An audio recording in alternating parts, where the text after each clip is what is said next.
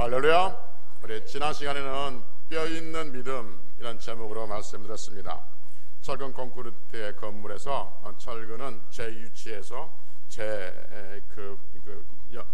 분량만큼 잘 들어가 있을 때 튼튼한 건물이 되듯이 우리의 믿음이 건물로 비유한다면 뼈 대신 예수 그리스도를 제대로 알고 정확히 알고 믿을 때 우리의 믿음이 튼튼해진다라고 말씀드렸습니다.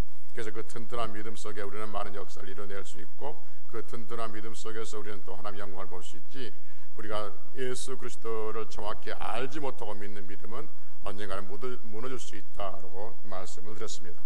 오늘은 두 질문 한 대답이란 제목으로 말씀을 드립니다. 우리가 세상을 살다 보면 참 이해가 안 되는 부분들이 많이 있습니다.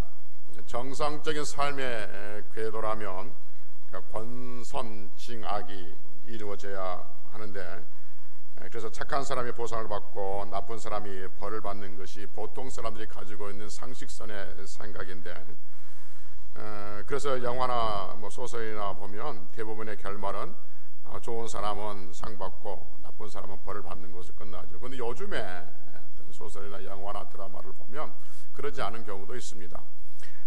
나쁜 사람들, 악한 사람들이 선한 사람들, 정직한 사람들, 착한 사람들 짓밟고 악을 구축하고 그래서 그냥 끝내는 경우도 있고, 또 사람들의 그것으로 열광을 하고 또 그것으로 기뻐하는 것을 보고 박수를 보는 것을 볼 수가 있죠.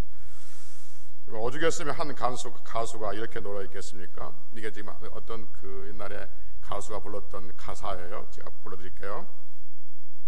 알고 있지 꽃들은 따뜻한 5월이면 꽃을 피워한다는 것을, 알고 있지 철새들은 가을 하늘 때가 되면 날아가야 한다는 것을. 무엇이 문제인가? 가는 곳 모르면서 그저 달리고만 있었던 거야. 지고지순했던 우리인의 마음이 언제부터 진실을 예면해 왔었는지. 잠자는 하늘님이여 이제 그만 일어나요. 그 옛날 하늘빛처럼 조율 한번 해주세요. 정다웠던 시냇물이 검게 바다로 가고 드높았던 파란 하늘 뿌옇게 보이질 않으니 이라고 하는 어떤 가수가 노래했습니다. 사람들은 압니다.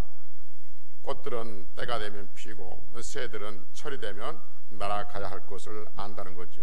그런데 사람들은 자기가 지금 왜 살아가고 있는지, 어디로 가고 있는지를 모르고 있다 하는 것이죠. 순수했던 우리들의 마음은 언제부턴지 순수를 잃어버리고 진실을 외면하고 거짓과 가짜에 놀아나고 있다 하는 것이죠. 그래서 깨끗한 시냇물이 검게 변해서 바다로 흘러가고 파란 하늘은 뿌옇게 덮여 있다고 말합니다. 그러면서 이 시인은, 이 가수는 왜 그러냐 하면 하늘님이 잠자고 계시기 때문에 그렇다는 것이죠.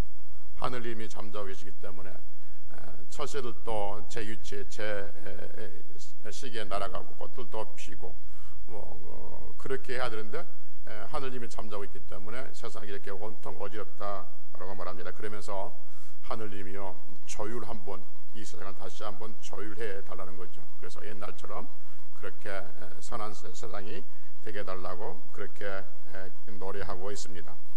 여러분, 피아노가 아름답지만 피아노 음이 안 맞다든지 기타 음이 조율이 안 되면 아무리 잘 친다 할지라도 그것은 시끄러운 음악 소리에 불과하는 것이죠.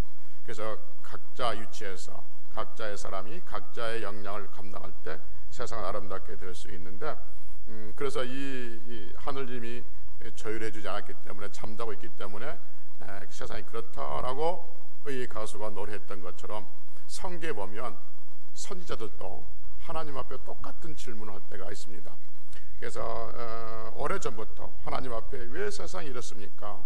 왜 세상이 이렇게 어지럽습니까? 라고 질문하는 선지자들이 있었다는 거예요. 마치 이 가수가 노래했던 것처럼 말입니다. 그래서 이 세상 돌아간 걸 보니까 도저히 자기는 이해가 안 된다는 거죠. 그래서 이 두 선지자가 하나님 앞에 질문하는데, 첫째 선지자가 누구냐면 에레미야가 그렇게 질문하고, 두 번째는 하박국 선지자가 동일한 질문을 합니다. 두 선지자 중에 먼저 에레미야의 질문을 보면 하나님 앞에 이제 기도하는 거죠. 그래서 오늘 두 선지자가 하나님 앞에 질문해서 두 질문, 하나님께서 대답해서 한 대답이란 제목으로, 두 질문 한 대답이란 제목으로 말씀을 드리는 것이죠. 에레미야가 하나님 앞에 질문합니다. 그 질문의 내용을 한번 봅시다. 에레미야 12장 1절 봅시다. 에레미야 12장 1절 성경을 좀 찾아봅시다. 에레미야 12장 1절 1069페이지 에레미야 12장 1절 1069페이지 구약성경 에레미야 12장 1절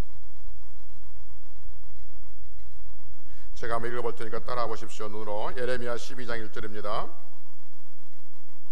여호와여, 에레미야가 하나님 앞에 물어보는 거예요. 여호와여, 내가 에레미야가 주와 변론할 때에는 주께서 의로우시니이다. 주께서 하신 일은 다 옳다는 거죠. 다 의로우십니다. 그러나 내가 주께 질문하옵나니 악한 자의 길이 형통하며 반역한 자가 다 평안함은 무슨 까닭이니까? 라고 질문합니다. 악한 자는 망해야 되고 반역한 자는 고통을 당해야 되는데 반대로 악한 자가 형통하고 반역한 자가 평안한 것에 대해서 에레미야는 이해를 못하고 있는 것이죠. 그래서 하나님 앞에 질문하고 있는 겁니다. 여러분, 왜 에레미야가 하나님 앞에 이런 질문할까요? 왜 하나님 앞에 악한 자가 형통하고 반역한 자가 이렇게 평안합니까? 라고 질문할까요? 에레미야가 생각하기를 하나님은 살아계시고 하나님은 공평하신 분이라는 거죠. 하나님은 선하신 분이라는 거죠. 그런데 왜 세상은 이렇게 불공평하냐 하는 것이죠. 왜 세상은 이렇게 약하냐는 거죠. 왜 착하게 살고 정직하게 사는 사람들이 늘 바보 취급당하고 어리석고 무식하다고 그렇게 외면당하고 악하고 부정직하고 또 이렇게 선하지 못한 사람이 능력 있는 사람으로 그렇게 인정을 받는 이 세상이 이해가 안 된다고 하는 겁니다. 그러니까 여러분, 그때 그 시대 에레미야 시대나 지금 이 시대나 똑같다는 거죠. 그때 그 에레미야 시대의 사람들이 하나님이 왜 이렇습니까? 라고 묻듯이 지금 이 시대 사람들이 하나님 조율 한번 해주세요. 이 세상을 한번 확 조율 한번 해주세요. 너무 풀어져 있습니다. 한번 조율 한번 해주세요 하는 것과 에레미야 선지자가 묻는 그 질문이 동일한 질문이 되어지고 있는 것이죠. 그러니까 그때 당시 사람이나 지금이나 세상을 바라보고 늘 왜 이럴까라는 고민이 있는 것이죠. 그리고 앞으로 여러분 갈수록 이런 고민, 즉 악한 자가 형통하고 반역한 자가 평안하게 사는 그런 모습들은 더 갈수록 왕성해질 것이고 이 부분에 대해서 믿는 자나 믿지 않는 자나 더 많은 고민들을 갖게 될 것입니다. 여러분, 그래서 믿지 않는 사람들 입에서 세상은 불공평하다라는 말을 참 자주 합니다. 심지어는 제가 한 서너 달 전에 어떤 목사님 입에서 무슨 이야기가 쭉 이렇게 나오다가 갑자기 툭 튀어나온 말이 무슨 말이냐면 목사님 입에서요, 전쟁이나 나버리면 좋겠다 그런 거예요. 여러분, 이게 사람이 나온 사람이 아니에요. 이거 보통 사람 나온 게 아니라 목사 입에서 이렇게 나오는 거예요. 엄청난 말 합니다. 전쟁이 나서 너도 못 살고 나도 못 살자는 거죠. 너도 죽고 나도 죽자는 거죠. 여러분, 우리가 너도 살고 나도 살고가 아니라 너도 죽고 나도 죽자는 거죠. 왜 그럴까요? 왜 그러냐면 소망이 없기 때문에 그렇습니다. 소망이 없기 때문에, 희망이 없기 때문에 너 죽고 나 죽자는 것이죠. 그런데 여러분, 여러분과 저는 우리에게는 소망이 있는 줄로 믿습니다. 우리의 소망은 잘 살게 될 것이다 라는 소망이 아니에요. 우리의 소망은 성공할 것이다가 우리의 소망이 아니에요. 우리의 소망은 오직 예수 그리스도가 우리의 소망인 줄로 믿습니다. 그 예수 그리스도를 믿고 하나님을 아버지라 부르고 있고 이것이 우리에게 소망이 되고, 그래서 우리가 천국에서 영원히 살 것에 대한 소망이 여러분과 저에게 있고, 그리고 그 하나님께서 우리를 이 땅에서 지켜주시고 계신다는 소망이 분명히 있습니다. 우리의 삶의 자리가 어디에 있든지 간에 어떤 행편이 있든지 간에 하나님께서 나와 함께 하신다는 그 분명한 소망이 우리에게 있는 줄로 믿습니다. 그래서 우리 위해서는 너 죽고 나 죽자 그런 것이 아니라 전쟁이나 나버렸으면 좋겠다가 아니라 너 살고 나 살자는 거죠. 나는 이미 살았으니 너도 하나님께 살아야 된다는 그 분명한 소망을 가지고 세상을 살아가면 하나님께서 우리에게 더 풍성한 은혜로 우리의 삶들을 붙들어 주실 줄로 믿습니다. 그러면 성경에서 말씀하고 있는 것처럼 시편 107편 30절에서 말씀하고 있는 것처럼 여호와께서 그들이 바라는 항구로 우리를 인도하신다고 말씀하신 것처럼 그들이 바라는 항구, 소망의 항구, 소원의 항구로 하나님께서 우리를 인도하신다고 말씀하고 있는 것이죠. 말씀드렸지만 현대인들은 희망을 잃어버렸다고 말하잖아요. 특히 장로님도 기도하셨지만 젊은 사람들이 희망을 잃어버리고 희망이 없다고 아우성치고 있습니다. 그래서 모든 것을 포기한다고 말하죠. 그래서 결혼도 포기하고 직장 얻는 것도 포기하고 출산도 포기하고 온통 포기뿐이다라고 말합니다. 열심히 살아도 희망이 안 보이는 세대. 그래서 금수저 운수저란 말이 나오고 금수저 운수저를 부러워하는 시대가 지금 이 시대가 되어지고 있는 것이죠. 악한 자, 열심히 살아도 그 수고의 대가를 얻지 못하는 그러한 시대, 악한 자가 우대받는 시대. 이 시대의 예레미야 선지자는 지금 묻고 있습니다. 하나님은 의로우신데, 하나님은 살아계신다고 하는데, 하나님은 공평하신데 왜 이 세상은 이렇게 악한 자가 반역한 자가 형통하는 겁니까? 라고 질문합니다. 그때 하나님께서 뭐라고 대답하시냐면 이렇게 대답하십니다. 예레미야 12장 5절 봅시다. 예레미야 12장 5절. 예레미야 12장 5절.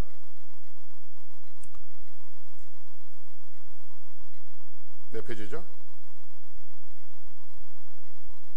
1071페이지. 예레미야 12장 5절 같이 읽습니다. 만일 시작. 만일 내가 보행자와 함께 달려도 피곤하면 어찌 능히 말과 경주하겠느냐. 내가 편안한 땅에서는 무사려니와 여단강 물이 넘칠 때는 어찌하겠느냐라고 하십니다. 무슨 말이냐면 아직 시작도 안 됐다 이런 말입니다. 다시 보면 내가 만일 내가 보행자와 함께 달려도 피곤하면 어찌 능히 말과 경주하겠느냐라고 말합니다. 그러니까 지금 하나님께서 달리기 시대를 달리기 하는 것으로 이 시대를 비유하는데 지금 어떤 시대냐 하면 누구하고 달리는 시대예요? 보행자와 지금 달리고 있는 거예요. 지금 보행자와 달리고 있는 시대인데 앞으로 어떤 시대가 온다는 거예요? 말과 함께 경주하는 시대가 온다는 거죠. 그러니까 지금 앞으로는 말과 함께 네가 샵할 그런 경주할 그런 시대가 올 텐데 이제 너 지금 뭐 하고 있냐면 걸어 다니는 보행자하고 지금 시합하고 있어. 이게 힘들다고? 그럼 앞으로 어떻게 할 건데? 지금 이 말인 거죠. 지금 이 세상이 어렵고 이 세상이 악하고 불공평하고 악한 자가 형통하고 반역한 자가 잘 되는 것, 이것을 보고 네가 지금 힘들고 마음속에 고통스럽고 왜 이렇습니까? 라고 묻고 있느니 이건 너는 지금 이 세대는 보행자와 같이 달리고 있는 거야. 근데 앞으로는 말과 함께 달릴 시대가 오는다. 그때는 너 어떻게 하려고 벌써부터 피곤하냐 이렇게 말하고 있는 것이죠. 그리고 또 말하기를 계속해서 보면 만일 내가 보행자와 함께 달려도 피곤하면 어찌 능히 말고 경주하겠느냐. 내가 편안한 땅에서는 무사하려니와 여단강 물이 넘칠 때는 어찌하겠느냐라고 말합니다. 지금은 여러분 어떤 시대? 평안한 시대예요? 아니면 여단강 물이 넘칠 시대예요? 편안한 시대죠. 지금은 편안한 시대예요. 근데 앞으로 어떤 시대가 온다는 거죠? 여단강 물이 넘치는 시대가 온다는 거죠. 이 편안한 시대에 살면서 지금 네가 볼 때는 이 세상이 악하다고 그러지. 그런데 이 세상이 악하다고 그러지만 내가 볼 때는 지금 편안한 시대야. 왜? 앞으로는 여단강 물이 넘쳐나는 그 시대가 올 거야 하는 것이죠. 그 시대는 네가 어떻게 하려고 지금부터 피곤하다고 완전 불평하고 이렇게 하느냐라고 말씀하고 있는 거죠. 에레미야는 지금 이 시대를 보고 한탄을 하고 있습니다. 세상 돌아가는 것이 이해가 안 된다고 합니다. 그러나 하나님께서 말씀하십니다. 앞으로는 더 악한 시대가 온다는 거죠. 앞으로는 더 악랄한 시대가 오고 더 잔인한 시대가 오고 더 거짓 시대가 온다는 거죠. 그때는 네가 어떻게 하려고 지금 벌써부터 피곤하니 이해가 안 되니 이런 말을 하느냐 하는 것이죠. 여러분 우리가 세상을 바라보면서 왜 세상이 이럴까라고 하지만 좀 이따 다시 말씀드리겠지만 앞으로 갈수록 세상은 더 악해지는 것이죠. 그때는 어떻게 할 거냐 하려고 지금 너희가 벌써부터 전쟁이나 나버렸으면 좋겠다 그런 말을 하느냐 하는 것이죠. 진짜 전쟁이 나는 시대, 진짜 악한 시대가 오는데 그때는 어떻게 할 거냐라고 지금 묻고 있는 것이죠. 에레미야 선지자는 하나님 앞에 왜 이랬습니까? 라고 묻는데 하나님께서는 지금 시대는 편안한 시대다. 오히려 지금 시대는 보행자와 같은 시대이다.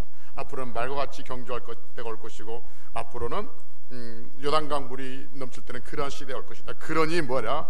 정신 차리고 살아라 그 말인 거죠. 그러니 지금 이 시대에 대해서 이렇쿵저렇쿵 하지 말고 정신 차리고 하나님만 바라보고 살아라. 그것이 너희들이 살 길이라 지금 그렇게 말씀하고 있는 것이죠. 두 번째로 이번에 하박국 선지자의 질문을 한번 들어봅시다. 하박국 선지자가 이렇게 말합니다. 볼까요? 하박국 1장 2절 봅시다.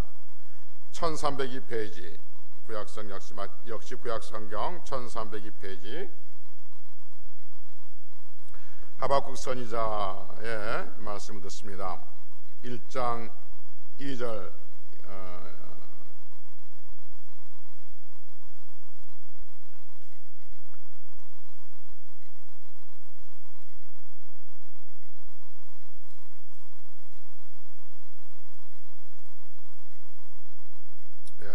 1장 2절 3절 4절 있습니다. 1장 2절 3절 4절 제가 읽어볼게요. 눈으로 따라 보십시오. 여호와여 내가 부르짖어도 주께서 듣지 아니하시니 어느 때까지니까. 지금 하박국 선지자가 하나님 앞에 기도하는 거예요. 내가 강포로 말미암아 외쳐도 주께서 듣지 아니하시니이다. 하나님께 지금 하박국 선지자가 계속 기도하고 있는 거예요. 듣지 않으신 것처럼 보인 거죠. 강포, 이 세상의 어떤 포악으로 말미암아서 외쳐도 주께서 듣지 아니하시니이다.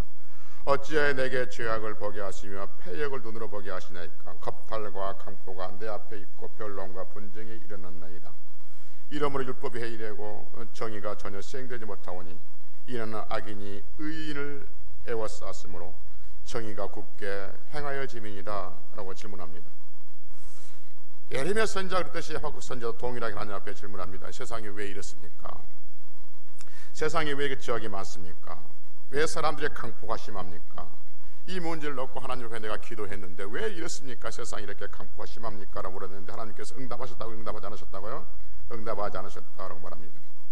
악인들이 의인들을 둘러싸고 있다는 것이죠. 그래서 하소연 합니다. 지금 이 세상 이렇게 포악한 시대에 죄악을 보고 있고 겁탈과 강포가 이렇게 일어나고 있고 하나님 율법이 지켜지지 않은 시대에 전혀 하나님 율법이 시행되지 않고 있고 악인이 의인을 에워싸고 있는 시대에 정의가 굽어지는 이 시대에 하나님은 왜 이렇습니까? 라고 하박국 선지자는 하나님 앞에 기도하죠. 그러니까 하나님께서 뭐라고 대답하시냐면 이렇게 대답하십니다. 우리가 잘 아는 그 유명한 말씀 하박국 2장 4절입니다. 하박국 2장 4절 같이 읽습니다. 시작. 의인은 믿음으로 말미암아 살리라. 아멘.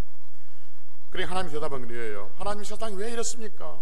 하나님 율법이 시행되지 아니하고 강포와 겁탈이 이렇게 왕성한 이 시대에 하나님의 율법이 해이해지고 정의가 굽어지는 이 시대에 이렇게 악한 이 시대에 왜 이렇습니까? 라고 하니까 하나님께서 말씀하시는 뭐냐면 의인은 무엇으로 살리라? 믿음으로 살리라 라고 말합니다. 여러분 하나님께서 하박국 선지자 질문에 대답하시기를 세상에 그렇게 악한다 할지라도 너는 무엇으로 살리라? 믿음으로 살아야 된다라고 말씀하고 있는 거죠. 분명한 것은 여러분 갈수록 세상은 더 악해집니다. 여기서 악해진다는 것은 도덕적 윤리적으로 악해진다는 의미도 있지만 영적으로 더 악해진다는 의미가 있습니다. 그래서 사람들은 하나님을 떠나는 경우가 더 많고 하나님을 믿지 않는 사람들이 더 많고 하나님을 믿지 않는 사람들이 지혜로운 사람이고 하나님 믿지 않는 사람들이 의로운 사람들로 인정받는 그런 시대로 들어서고 있다는 것이죠. 그래서 교회 다니고 하나님을 믿는 사람들을 불편하게 여기고 또 하나님을 믿는 사람들을 오히려 멀리하는 그 시대로 이미 접어들고 있었다는 것이죠. 여러분 우리가 알다시피 앞으로 갈수록 세상은 하나님께 점점 가까이 오는 것이 아니라 하나님께 점점 멀어져가는 그 시대로 가고 있는 것이죠. 마치 지금은 보행자와 달리지만 앞으로는 말과 경주하는 그 시대가 오는 것처럼 앞으로 갈수록 하나님과 더 멀어지는 그런 시대가 온다 하는 것이죠. 그 시대에 우리는 어떻게 살아야 될까? 지금 이 시대에 우리는 어떻게 살아야 될까? 어떻게 살아야 된다고요? 믿음으로 살아야 된다. 성경은 우리에게 말씀해 주고 있습니다.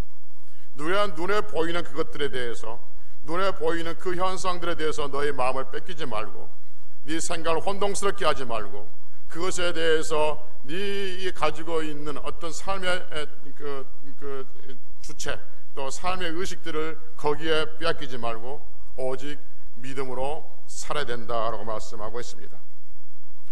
여러분 이 세상이 얼마나 혼동스러운 세상이냐면 몇 주 전에 한 3주 전인가 4주 전인가 경주 쪽에 가서 목사님들 보러 식당에 가서 밥을 먹는데 거기에 뭐라 했어요? 메뉴 중에 하나가 뭐냐면 마약 삼겹살 얼마 있어요? 마약 삼겹살. 그래서 내가 그 보고 옆에 있는 목사님한테 아니 왜 저런 말을 함부로 쓸까? 마약이란 말을 왜 사람들이 마약이란 말을 저렇게 쉽게 쓰지?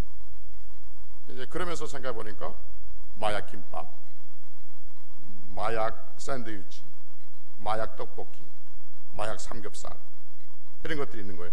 여러분 어디 가서 김밥집에 갔어요?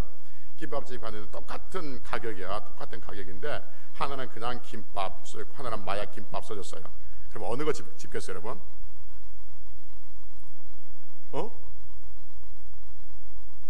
마약 김밥 집을 거예요. 왜요? 왠지 맛있을 것 같지 않아요? 그렇죠? 왠지 보통 김밥보다는 뭔가 좀 특별한 맛이 있을 것 같잖아요.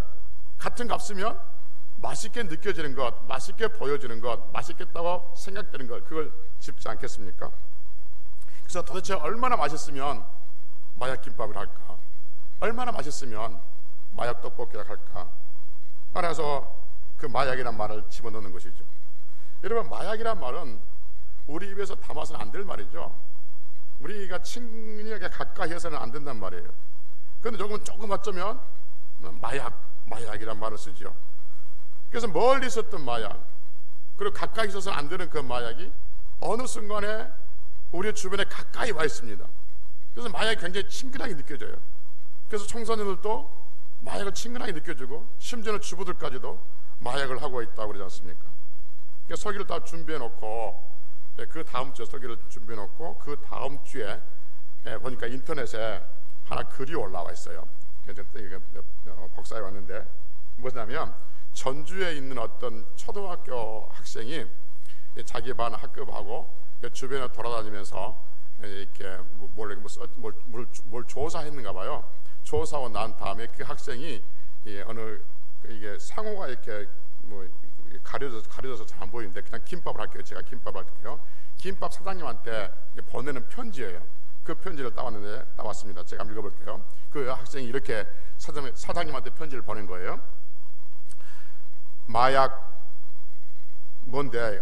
이게 가려져가지고 안 보이는데 마약 김밥을 할게요. 마약 김밥 사장님께 안녕하세요. 저는 풍남초등학교 6학년 학생입니다.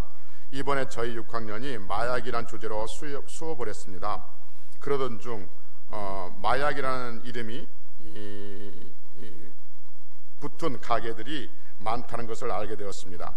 그래서 한옥마을 곳곳에 있는 마약 가게 사장들께 이러한 제안이 담긴 편지를 전달하게 되었습니다. 마약이라는 단어가 들어감으로써 사람들이 마약을 쉽게 접할 수 있다고 생각합니다. 또 외국인 분들이 이러한 간판을 보고 오해하시거나 놀라시고 꺼려하실 수 있습니다. 저도 마약김밥을 먹어본 사람으로서 마약김밥이 아닌 다른 좋은 단어로 교체하는 것이 좋다고 생각합니다. 소문난 김밥, 폼난 대박난 김밥과 같은 단어로 바꾸어본 것이 좋다고 생각합니다. 긴 편지 읽어주셔서 감사하고 간판 예쁜 곳으로 바꾸어서 대박나세요. 풍남초등학교 6학년 누구 이렇게 적었어요. 어찌 제 마음과 똑같은 얘가 이렇게 하고 있었는지 대한민국에서 그 너무 반가워가지고 내가 이렇게 따왔어요. 그대로 따왔어요. 얘가 괜찮다는 게 뭐냐면 그런 문제점이 있다. 그러니 이렇게 내 대안은 이렇습니다. 내 생각은 이렇습니다. 자기 대안까지 이야기한 거예요. 이게. 그래서 마약이란 말 빼고 뭐 폼난 뭐 대박난 뭐 이렇게 했으면 좋겠다라고 하는 것이죠. 그리고 그 후에 뉴스를 보니까 이 사장 그 주변의 가게들이 마약이란 단어를 빼고 상호를 바꿨다, 그런 뉴스를, 후속 뉴스를 제가 본 기억이 납니다. 여러분, 멀리 있어야 될 것, 가까이 있어서는 안 될 것들이 우리 삶 속에 은연중에 가까이 있습니다. 여러분, 옛날에 사탄이라는 단어는, 그리고 귀신이라는 단어는 굉장히 멀리 있어야 할 단어인데 어느 순간부터 이 사탄이라는 단어가, 마귀라는 단어가, 악귀라는 단어들이 우리 속에 깊숙이 들어와가지고 친근감을 가지고 있는 것을 보게 되어지는 것이죠. 세상은 갈수록 영적으로 더 악해진 것은 사실입니다. 도덕질의 윤리적도 마찬가지고 영적으로 더 악해지는 것은 사실인 것이죠. 이 시대에 우리가 살고 있습니다. 왜냐하면 하박국 선지자 그 시대에 왜 세상은 이렇습니까? 라고 물었던 것처럼 지금은 마찬가지 우리도 왜 이렇습니까? 라고 묻고 있는 것이죠. 여러분, 이러한 것들은 앞으로 더 심각하게 들어올 것이고 더 우리가 이해하지 못하는 그런 어떤 삶의 현상들이 나타날 거예요. 그때 하나님께서 우리에게 대답하신 그 대답이 뭐라고요? 믿음으로 살리라는 거죠. 믿음으로 살아라 하는 것이죠. 여러분, 앞으로 갈수록 영적인 더 올라온 새로운 시대가 올 것이고, 그리고 이단들은 더 드세게 일어나서 사람의 영혼을 사냥할 것입니다. 우는 사자와 같이 으르렁거리면서 우리의 영혼을 삼키려고 할 것이고, 비진리가 진리 위에 있을 것이고, 거룩하지 않는 것이 거룩한 자리에 있게 될 것입니다. 그래서 신실한 사람들이 오히려 초라하게 보이고 무능하게 보이는 그 시대가 올 것입니다. 그리고 악인과 죄인들이 똑똑하고 능력 있는 것처럼 보이는 그 시대가 오게 된다는 것이죠. 앞으로 그런 시대가 더 강력하게 임하게 된다는 것이죠. 그때 우리는 기도합니다. 하나님 왜 이랬습니까? 라고 하나님 앞에 기도할 수밖에 없는 상황이 생긴다는 것이죠. 그런데 우리의 기도가 이미 기도하기 전에 이미 하박국 선지자는 그렇게 기도했고 하나님께서 이미 우리에게 답을 주셨습니다. 무엇으로 살아라? 믿음으로 살아라는 것이죠. 우리는 앞으로 그렇게 기도할 그 시대에 이미 하나님께 주신 그 답을 가지고 살아야 돼요. 믿음으로 살아야 된다는 거죠. 그런데 세상이 이러니까 나도 이렇다는 것이 아니라 그럼에도 불구하고 나는 믿음으로 살아야 된다는 그 믿음이 우리 안에 있어야 될 줄로 믿습니다. 그래서 성도가 믿음이 있으면 세상이 어떻게 변하든지 두려워하지 아니하고, 성도가 믿음이 있으면 세상에서 이런저런 소리가 들려온다 할지라도 그 소리에 미혹되지 않고 승리할 수가 있는 것이죠. 세상에 사람들이 예수님이 여기 있다 저기 있다 한들 할지라도 우리가 믿는 예수 그리스도, 성경들은 믿는 예수 그리스도를 바로 믿는다면 우리는 언제든지 믿음으로 살아가서 하나님의 기쁨의 대상이 될 줄로 믿습니다. 여러분, 거짓 선지자들은 구약 시대만 있는 것이 아니라 신약 시대에도 거짓 선지자들이 있습니다. 여러분, 선지자들이 뭐 하는 사람이에요? 하나님 말씀을 전해주는 사람입니다. 제사장들은요, 제사장과 선지자의 구별 어떻게 한다고 그랬죠? 크게 뭐 정확히 그렇게 구별되는 게 아니지만 보통 직분이죠. 선지자는 하나님 말씀을 백성들에게 전한 것이고, 제사장은 백성들의 허물과 죄를 하나님께 알리는 것, 그 일을 제사장이 그러는 거죠. 그래서 제사장은 하나님의 말씀을 백성들에게 전달해주고, 선지자는 백성들의 허물과 죄를 하나님 앞에 용서를 제사장은 좀 고마워요. 제사장은 백성들의 죄와 허물을 하나님께 알려준 것. 그래서 옛날에는 이 선지자와 제사장이 겸직할 수 있었어요? 없었어요? 제사장 되고 선지자 되고 뭐 그런 경우는 없었습니다. 물론 사무엘 같은 경우는 그런 경향이 있지만 대부분 구별되어 있습니다. 그러나 우리 주 예수 그리스도는 우리의 하나님 말씀을 전하는 선지자이시기도 하고 우리의 죄를 용서하시는 긍휼히 여기시는 제사장이기도 하시는 것이죠. 그 선지자와 제사장이 예수 그리스도 안에서 완성이 되어졌는데, 문제는 선지자는 누구냐면 하나님 말씀을 전하는 사람이에요. 하나님 말씀을 전하는 사람, 그 선지자가 거짓 선지자가 구약 시대에 있었다면 신약 시대도 있는 것이죠. 하나님 말씀대로 전하지 않는 것, 시대를 전하고 자기 생각을 전하고 이론을 전하는 것은 다 거짓 선지자들이라고 성경은 우리에게 말해주고 있는 거지. 그것이 우리는 따라가서는 안 된다는 거죠. 오직 우리는 믿음으로, 어떤 믿음? 하나님께서 예수 그리스도를 통해서 주신 그 믿음, 성경들은 믿는 그 믿음으로 살라라고 성경은 오늘 우리에게 말씀해 주고 있습니다. 그럼 여러분, 오늘 제목이 뭐였었어요? 두 질문 한 대답했습니다. 두 질문, 에레미야 선지자가 말합니다. 세상이 왜 이랬습니까? 라고 말하니까 정신 똑바로 차려라. 너는 지금 보행자와 달리고 있는데 앞으로 말과 함께 달리는 그 시대가 올 텐데 벌써부터 피곤하다면 어떻게 하냐? 정신 똑바로 차려. 정신 똑바로 차려라. 라고 말한 것이고, 하박국 선지자가 묻습니다. 하나님 왜 이랬습니까? 라고 물으니까 하나님께서 뭐라고 하시죠? 믿음으로 살아라. 두 겹치 뭐냐면 정신 똑바로 차리고 믿음으로 살아라는 것이죠. 흔들리지 말고, 세상에 이런저런 말이 흔들리지 말고 오직 성경이 너에게 가르쳐준 대로 정신 똑바로 차리고 믿음으로 살아라 라고 성경은 우리에게 가르쳐주고 있습니다. 사랑하는 성도 여러분, 우리 시대뿐만 아니라 우리의 다음 시대는 더 악랄한 시대가 올 것이고 더 혼탁한 시대가 될 것이고 영적으로 더 혼란한 그러한 시대가 올 것입니다. 우리가 기도해야 할 건 뭐냐 하면, 하나님 나뿐만 아니라 우리의 자녀들도 정신 똑바로 차리고 믿음으로 살 수 있는 그 은혜를 주옵소서라고 기도해야 될 줄로 믿습니다. 그리고 우리의 자녀들이 우리의 기도로 말미암아서 그들의 삶이 진행된 것을 분명히 믿어야 되는 것이죠. 여러분, 선지자들이 자기 자녀를 위해서 축복할 때 히브리서 보면 선지자들이 자기 자녀를 위해서 축복할 때 무엇으로 기도했냐면 믿음으로 기도했다라고 말씀하고 있습니다. 우리의 자녀들 믿음으로 기도하십시다. 앞으로 우리보다 더 혼란한 시대, 혼탁한 시대, 영적으로 육적으로 혼란하고 혼탁한 그런 시대에 살아갈 우리의 후손들이 정신 똑바로 차리고 믿음으로 살 수 있는 그 은혜를 더하여 주옵소서라고 기도 제목으로 삼고 살아갈 때 하나님께서 우리와 우리 후손들을 축복해 주실 줄로 믿습니다. 기도하시겠습니다.